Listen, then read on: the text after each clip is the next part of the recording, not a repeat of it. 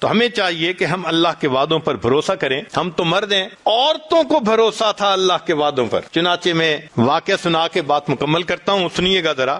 حضرت موسیٰ علیہ السلام کی والدہ کو اللہ تعالیٰ نے فرمایا کہ اپنے بیٹے کو پانی میں ڈال دو. ماں اپنے بیٹے کے بارے میں بہت کیئرفل ہوتی ہے، واچفل ہوتی ہے، رسک نہیں لیتی. مگر اللہ تعالیٰ فرماتے ہیں وَلَا تَخَافِي وَلَا تَحْزَنِي، ڈرنا بھی نہیں، گھبرانا بھی نہیں. إِنَّ رَادُهُ إِلَيْكَ، ہم اسے تمہارے پاس لوٹائیں گے. وَجَاعِلُوهُ مِنَ الْمُرْسَلِينَ، ہم نے اسے رسولوں میں سے بنانا ہے. اب جب موسیٰ علیہ السلام کی والدہ کو یہ اللہ کا پیغام ملا، الہام ہوا، تو وہ یقین کر گئی. بچے کو ڈال دیا. بالآخر بچے کو فرعون نے پکڑا اور فرعون اس کو لے کر گھر آیا. اللہ فرماتے ہیں وَحَرَّمْنَا عَلَيْهِ الْمَرَاضِعَ مِنْ قَبْلُ، ہم نے دودھ حرام کر دیا عورتوں کا. وہ دودھ ہی نہیں کیوں پیتے؟ فرعون پریشان. یہ فیڈر کا زمانہ تھا نہیں، عورتیں ہی دودھ پلاتی تھیں. عورتیں آ رہی ہیں، موسیٰ علیہ السلام دودھ نہیں پیتے. فرعون کا اعلان کہ کوئی عورت آ کے اس کو دودھ پلائے، سوٹ کر جائے تو بس بہت اچھا. چنانچہ کیا ہوا کہ موسیٰ علیہ السلام کی والدہ نے بیٹی کو بھیجا، جاؤ پتہ کرو صورتحال کا. بیٹی گئی، امی آؤ، بھائی تو دودھ نہیں پی رہا.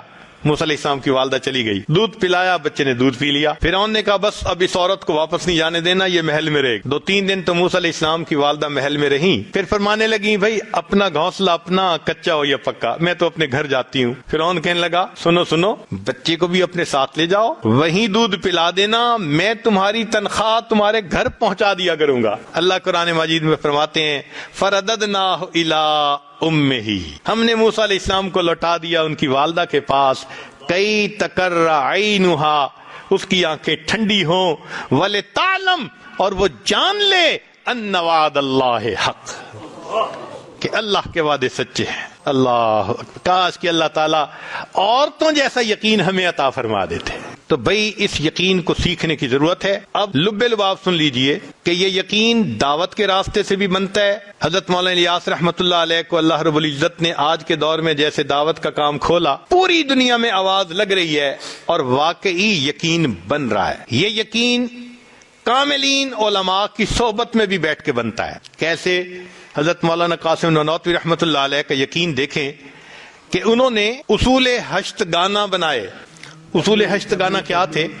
کہ دارالعلوم کی مستقل معاونت کے لیے کوئی بھی چیز قبول نہیں کی جائے گی. آج کے محتمم دعائیں مانگتے ہیں اللہ کوئی پکا بندوبست کر دے، اور حضرت فرماتے ہیں کہ پکا بندوبست کوئی دینا چاہے گا قبول نہیں کیا جائے گا، اللہ سے نظر نہ ہٹ جائے. اور تیسرا بنتا ہے اللہ والوں کی صحبت میں بیٹھ کے. ہمارے مشائخ نے اللہ پہ یقین پایا. رابعہ بصریہ کے پاس مہمان، دروازہ رات کو کھٹکھٹایا گیا، کون؟ جی کھانا لے کے آیا ہے. فرمانے لگی کہ کتنی روٹیاں؟ خادمہ نے کہا 9 روٹیاں. اس کو چلا جائے، یہ ہمارا کھانا نہیں. پھر آدھے گھنٹے بعد کون کھانا لایا ہے؟ کتنی روٹیاں؟ 9 روٹیاں. اس کو چلا جائے، یہ ہمارا کھانا نہیں. پھر تیسری مرتبہ، اب رات بھی دیر ہو گئی تھی، مہمانوں کو بھوک بھی تھی، تو خادمہ نے کہا آپ ہر دفعہ کھانا واپس کر دیتی ہیں، تیسری مرتبہ کوئی بندہ آ رہا ہے تو لے لیں کھانا. کہنے لگے جاؤ پہلے روٹیاں گنو. کتنی روٹیاں؟ جی 9 روٹیاں. کہنے لگے ہماری نہیں ہے، یہ کھانا نہیں ہے ہمارا. اس نے کہا کیوں نہیں ہے ہمارا؟ کہنے لگی کہ صبح میرے پاس 1 روٹی تھی، سائل آیا تھا، میں نے روٹی اللہ کے راستے میں دے دی تھی. میرے رب کا وعدہ ہے من جاء بالحسنۃ فلہ عشر امثالھا، جو ایک نیکی لائے گا میں 10 اس کو جو ہے نا وہ دوں گا. میں نے 1 روٹی دی تھی، مجھے اس کے بدلے 10 ملنی چاہیے، یہ 9 ہیں. جب انہوں نے یہ کہا خادمہ نے ہاتھ جوڑ دیے، کہنے لگے 10 ہی ہیں، 1 میں نے اپنے لیے رکھ لی تھی. عورت ہو کے اللہ کے وعدوں پہ ایسا بھروسہ تھا.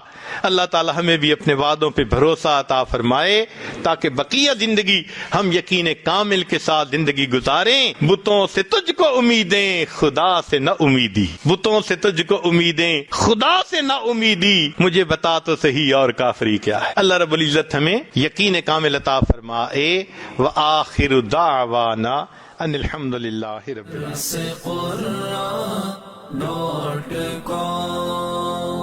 www.dasquran.com